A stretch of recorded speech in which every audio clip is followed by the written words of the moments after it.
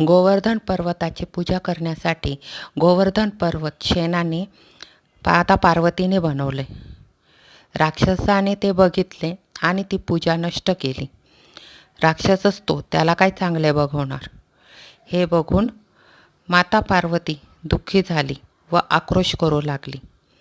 माता पार्वतीचा आवाज ऐकून बालगणेश माता पार्वतीने शेणापासून गोवर्धन पर्वताची निर्मिती केली, गोवर्धन पर्वताची पूजा करण्यासाठी.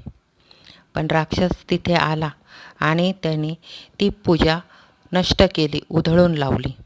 राक्षसच तो, त्याला काय चांगलं बघवणार. हे बघून माता पार्वती दुःखी झाली व आक्रोश करू लागली. माता पार्वतीने शेणापासून गोवर्धन पर्वताची निर्मिती केली, गोवर्धन पर्वताची पूजा करण्यासाठी. पण राक्षस तिथे आला आणि त्याने ती पूजा नष्ट केली, उधळून लावली. राक्षसच तो, त्याला काय चांगलं बघवणार. हे बघून माता पार्वती